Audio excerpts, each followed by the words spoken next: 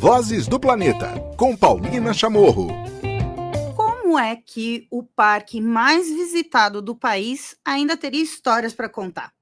Parque Nacional da Tijuca é o livro do Vitor Marigo, do fotógrafo Vitor Marigo, que é o nosso convidado hoje aqui no Vozes do Planeta. Vitor, é um prazer te receber aqui no podcast. Que prazer, finalmente, a gente falar sobre o seu trabalho e falar sobre esse livro maravilhoso que você acaba de lançar. É ótimo, Paulina. Obrigado por me receber.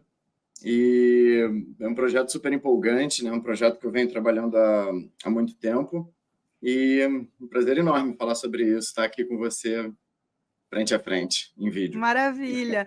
Vitor, então a minha primeira pergunta é a que eu deixei na abertura do nosso episódio, né? Como é possível encontrar histórias? Como você pensou de que haveria mais histórias e visuais para se ter do Parque Nacional da Tijuca, sendo que ele é o parque mais visitado do país, né? E fotografado também, né? Como é que você se inspirou para fazer essa obra? Bom, ele é o parque mais visitado do Brasil, isso muito também por conta do Cristo Redentor, né? Então, eu acho que foi essa uma das minhas principais motivações, mostrar que o parque ele é muito mais do que o Cristo Redentor. É claro que a gente não tem que tirar a importância do Cristo, ele é um monumento fantástico e merece ser muito visitado, mas a ideia era mostrar que ele tem muito mais para oferecer. E eu admito que para mim foi um processo de descoberta também. Durante o processo, eu já conhecia as principais montanhas, né, assim que vão um pouco além do Cristo Redentor, que é a Pedra da Gávea, Pico da Tijuca, Pedra Bonita, Bico do Papagaio. Então já estava fazendo paisagens novas e interessantes, mas eu acho até que as pessoas com quem eu fui conversando e fazendo as trilhas e explorando o parque vieram me trazendo mais coisas ainda, assim. Então eu fui ao longo do processo descobrindo que era mais até do que eu imaginava. Então isso é muito interessante. Uma das principais pessoas em relação a isso foi o Peterson, né? Eu acho que você conhece ele, que no momento ele estava trabalhando aqui no Parque Nacional como monitor de trilha e trabalhava também ele é formado em comunicação, também trabalhou um pouco na Associação de Amigos do Parque, e agora ele está como chefe do Grande Sertão Veredas, e ele é um cara que conhece muito, né? Então ele conhece todas as trilhas, todos os cantos, já explorou tudo, e ele foi me mostrando que o parque não é só montanha, não é só trilha, o parque também são ruínas e lagos e recantos e casarões e histórias. Então foi uma grande descoberta e ainda está sendo, ainda tem histórias lá que eu ainda não descobri. Que vai atrás, né? Foram 7 anos, né, de incursões aí pelo Parque Nacional da Tijuca, e é muito interessante trazer essa convivência, né? Quem mora no Rio de Janeiro, quem convive aí no Rio de Janeiro, é isso mesmo, né? É uma convivência, né? Você tem esse visual, a natureza muito próxima da sua rotina, do seu ambiente mesmo, né, do seu campo de visão. Então, eu imagino como deve ter sido também prazeroso você descobrir essas novas histórias. E aí a minha pergunta era com relação você dedica o livro ao seu pai, e aí, pessoal que está ouvindo aqui o Vozes do Planeta, uma das maiores referências até hoje em fotografias de natureza, o pai do Vitor, e quanto que o legado dele está em você e está nesse livro? Olha, diria que muito, né? De forma bem reduzida. Inclusive, isso aqui é uma foto, peraí, desse lado, isso aqui é uma foto dele na parede aqui. Então, a influência do meu pai é muito grande, porque eu acho que foi ele que colocou em mim assim o bichinho, né, da fotografia, e provavelmente também através das experiências que ele proporcionou ao longo da nosso crescimento, né, de contato com a natureza. Então, eu acho que tanto que o amor pela natureza quanto o gosto pela fotografia foram coisas que certamente ele ajudou a despertar. E Mas, enfim, o livro é dedicado a ele, com certeza. Ele é a minha maior inspiração, minha maior influência. Mas o livro é dedicado ao Peterson também, né?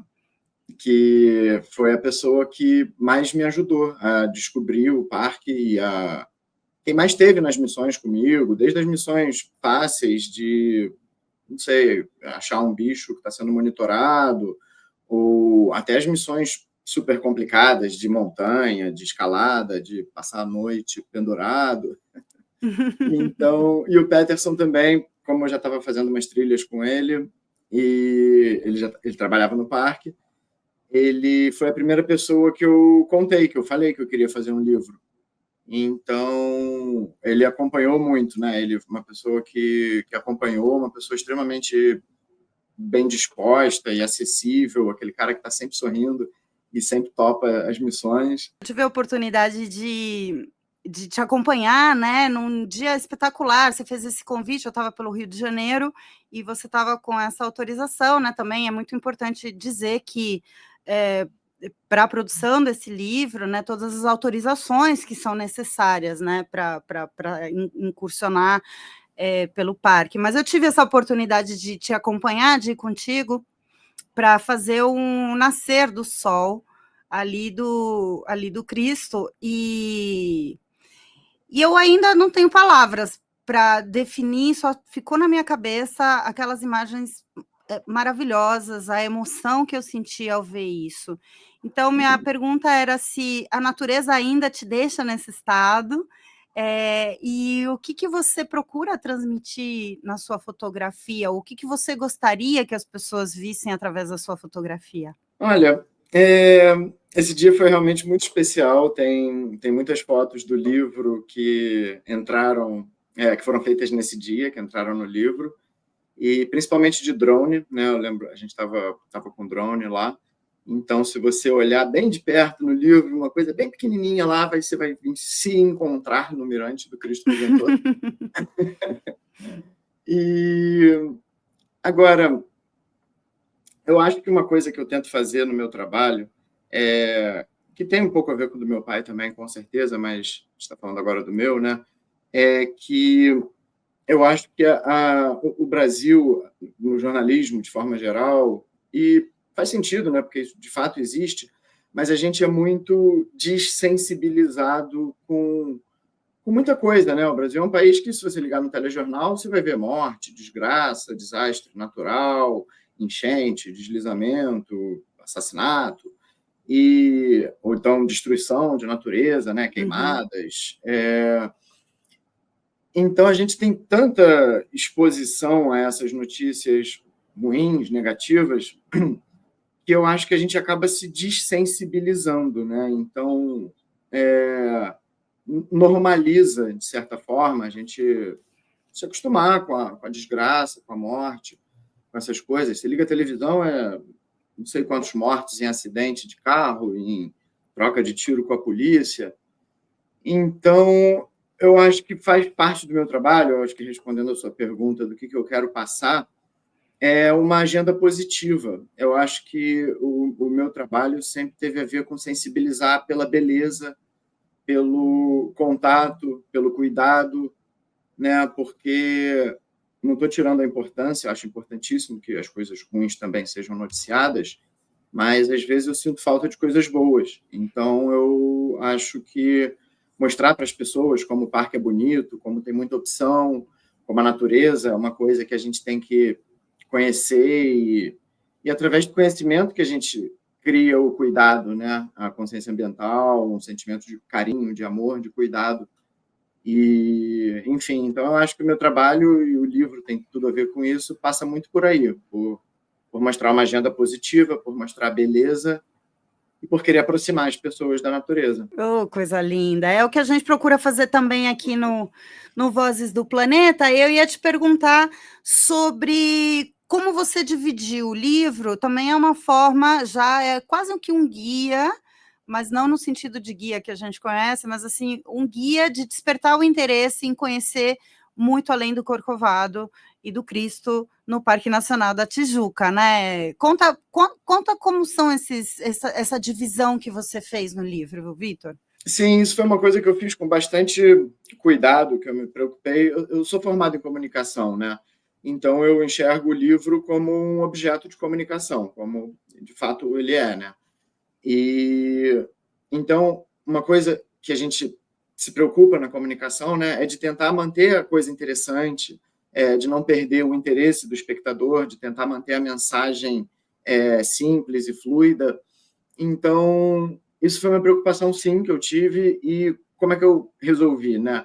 Eu resolvi organizar o livro em capítulos, e cada capítulo refletindo partes geográficas do parque, né? Como o parque, de fato, está organizado. O parque ele tem 4 setores.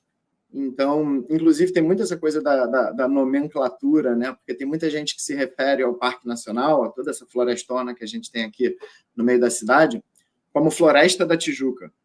Mas, na verdade, Floresta da Tijuca é o nome de um desses 4 setores. Então, tem o setor A, que é o setor Floresta da Tijuca, tem o setor B, que é o setor Serra da Carioca, inclusive onde está o Cristo e muitas coisas super famosas e visitadas. Tem o setor C, que é a Pedra Bonita e a Pedra da Gávea, que é o único setor que encosta no mar. E tem o setor D, que é um setor novo, incorporado há não tanto tempo, em 2004, que ainda tem muita questão de segurança pública em volta. Então é um setor que não tem muita visitação, mas ele também consta no livro, principalmente com foto aérea, porque ele faz parte do parque, então ele também tem que estar no livro. Mas então eu fiz assim, e eu sempre achei que texto demais é uma coisa que, às vezes, você pode perder o interesse da pessoa, porque não está com esse tempo todo, então bate de frente com um bloco enorme de texto e acaba desistindo. Então, o livro é organizado assim, de maneira que você consegue entender geograficamente o que tem para fazer e as atrações do parque, né? Em que momento se decidiu que todo esse conjunto, todo esse traçado, né? Você falou agora tem uma área nova, mas assim, em que momento se decidiu, qual que era o pensamento de transformar isso numa área protegida, né? Porque ela estava lá já, enfim, mas como é que aconteceu isso na história? Bom, é um parque que tem uma história muito singular, né? E muito interessante, na minha opinião. O Rio de Janeiro foi a capital desde colônia, né? Reino Unido, pegou o Império. Na verdade, o Rio de Janeiro pegou todos os períodos políticos: colônia, como eu falei, Reino Unido, Império, República, ditadura. O Rio de Janeiro foi a capital. Então, todo esse legado político, histórico, de personalidades, de acontecimentos, ele também se reflete no parque, porque um dos nossos ciclos econômicos, talvez até um dos mais importantes, por conta da lucratividade da coisa, foi o ciclo do café. E até então, os ciclos econômicos no Rio de Janeiro eles não afetavam tanto as montanhas do parque, porque cana-de-açúcar era principalmente em terras baixas, e o café foi o que fez com que, finalmente, as montanhas do parque sofressem devastamento, desmatamento, e, sim, se transformaram em grandes fazendas de café, fazendas gigantescas, inclusive. E o que aconteceu? A cidade dependia da água dos rios, né, das nascentes e dos rios que vem da Floresta da Tijuca, onde é o Parque Nacional, e do Maciço da Tijuca, né, que são todas essas montanhas. E a cidade entrou numa crise hídrica, começou a ter falta d'água, começou a ter problemas de saneamento, de saúde. E foi na época de Dom Pedro II, né, imperador do Brasil, que isso aconteceu. E então o que acontece? As plantações foram movidas principalmente para o sul, para o Vale do Paraíba, o que até explica a riqueza de São Paulo hoje em dia, né? Tem muito a ver com o café ter ido para lá. E a área do Maciço da Tijuca foi desapropriada. A União, a coroa, na época, né, começou a comprar dos fazendeiros as propriedades, e foi feito um replantio em massa, que foi um dos primeiros projetos de replantio do mundo. Então, é uma floresta replantada, que já foi plantações de café e que tem essa história da falta d'água. Então, ela protege recursos hídricos muito importantes, além de de fauna, né, de recursos naturais, e também protege uma história super interessante, porque no parque a gente vê, isso está no livro também, muitas ruínas de fazendas que contam essa história, inclusive lugares, não só ruínas de casas, de fazendas de café, como também lugares com captação de água. Então, grandes tanques, reservatórios, captações em rios históricas também são pontos visitáveis do parque que estão no livro e que contam essa história muito singular do Parque Nacional da Tijuca, porque muitos parques nacionais, talvez a maioria, eles contam a história natural, né? É uma área natural, protegida, não muito modificada pelo ser humano, então a gente pode falar de geologia, de evolução, de biologia, mas no Parque Nacional da Tijuca, por ter essa história toda e essa questão social, de capital, de cidade grande, também conta essa história que a gente pode falar do Brasil colônia, da vinda dos portugueses para o Rio de Janeiro, quando Napoleão invade Portugal. Então, a gente pode falar de muita coisa. Tem essa história muito rica, né? E é muito interessante que tenha-se a sensação, né, de Dom Pedro II, né, no caso, já dessa... Tem um livro muito interessante, chama Ferro e Fogo, e também que conta, né, um pouco sobre isso, né, porque a Mata Atlântica, a gente está falando da Mata Atlântica, que é o bioma que foi mais devastado, né, do Brasil, e aonde mora ainda 70% da população brasileira. Então, todo o desenvolvimento se deu nele, e é muito interessante de que tenha-se essa percepção de que com reflorestamento a gente ia voltar à água, isso nessa época, né, de Brasil colônia, né? E aí depois ele se assumiu em figura de parque nacional em que momento, Vitor? Foi 100 anos depois, 100 anos depois do decreto, porque o decreto do replantio de Dom Pedro II é de 1861. Em 1961, o parque é criado como Parque Nacional do Rio de Janeiro. Em 1967, ele se torna oficialmente Parque Nacional da Tijuca, e aí tem esse nome definitivamente. Então, 100 anos depois do início do replantio. Que maravilha, que ótimo. Ô, Vitor, dentro de todos são 7 anos, né? E eu vou fazer aquela pergunta bem chavão, bem clássica, de lugares favoritos, né? Porque aqui eu tô com ele aqui no estúdio, vocês estão vendo que eu vou puxar ele, é um livro muito lindo, muito bonito. Aqui, eu estou mostrar para outra câmera. Eu estou me acostumando aqui com essa história de câmera. Antes era só falar, né? Agora a gente tem câmera. Mas a gente tem, enfim, todos esses setores que você mostrou, a parte de altitude. Vale lembrar que tem também um espaço dedicado para mostrar a acessibilidade do parque, né? Que é importante também frisar isso, né, Vitor? É um livro para mostrar um parque para todos. Eu vi uma entrevista, todos e todas, eu vi uma entrevista sua falando um pouco sobre isso, para mostrar que o parque é para todas as pessoas, né? Sim. Sim, isso eu acho que tem muito a ver com a minha filosofia em relação à natureza, de que a gente tem que ter contato e a gente tem que ter conhecimento para ter carinho e cuidado, né? Então, se o livro fica muito direcionado para um público só, eu acho que isso restringe a mensagem, e o meu interesse é de impactar o máximo de pessoas, né? Então, eu acho que deixar claro que todas as pessoas, de fato, podem se beneficiar do parque e explorar e ter contato com a natureza é importante, porque eu não quero atrair só pessoas jovens ou pessoas que fazem esportes radicais. Eu quero deixar claro que pessoas que estão em cadeira de rodas podem usar, deficientes visuais também podem, porque tem trilhas com linha guia e plaquinhas em braille, e para idosos, para crianças, tem foto de mulher grávida, tem foto de idoso, tem foto de criança, tem foto de bebê, de gente fazendo trilha com bebê nas costas, naquelas mochilas especiais. Então, eu acho que é isso. Não importa qual a sua idade, qual o seu preparo físico, você tem coisas para fazer e curtir no Parque Nacional. Então, ele, de fato, ele é para todos. Inclusive, ele está cercado por uma cidade de 7 milhões, talvez quase 7, e uma região metropolitana de mais de 12 milhões de pessoas, né? Então, é muita gente que pode se beneficiar de muito mais do que só o Cristo Redentor, de cachoeiras, é um refúgio para quando está quente, né? O Rio de Janeiro, hoje, inclusive, está muito quente. Então, hoje é o dia perfeito para ir para uma cachoeira. Enfim, é muita coisa para todo mundo utilizar e ter contato com a natureza.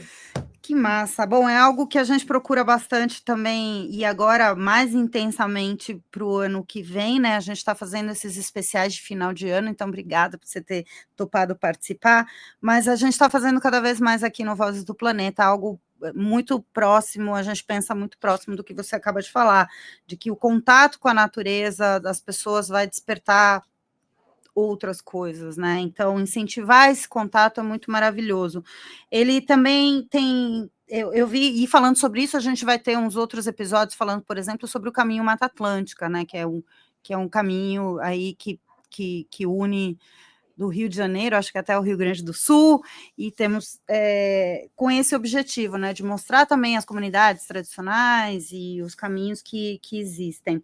Ele está à venda e está pela editora Luminati. Que outros acessos para conseguir o livro, Vitor? Sim, ele aqui no Rio de Janeiro, ele está na Livraria da Travessa também, mas por enquanto está só aqui no Rio de Janeiro. Agora, para quem está pelos outros lugares do Brasil, ele está disponível no Mercado Livre. Então, se procurar lá por livro Parque Nacional da Tijuca, Vitor Marigo, vai encontrar. Também pode comprar direto comigo, e aí, se for Rio de Janeiro, pode buscar comigo ou combinar uma forma de entrega.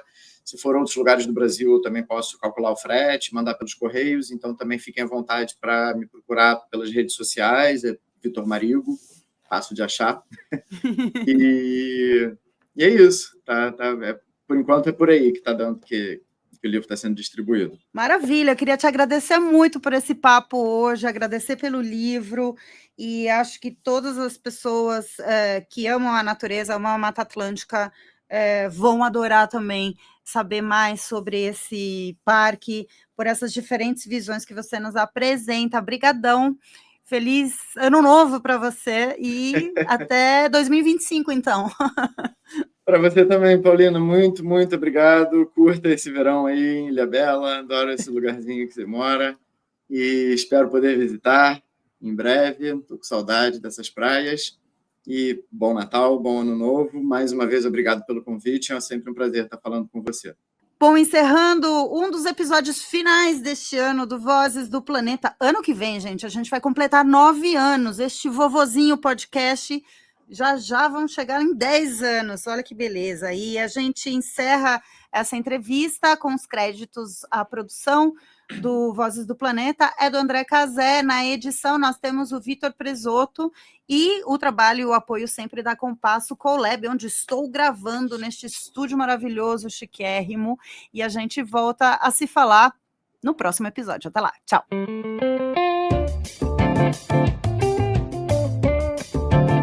Vozes do Planeta, com Paulina Chamorro.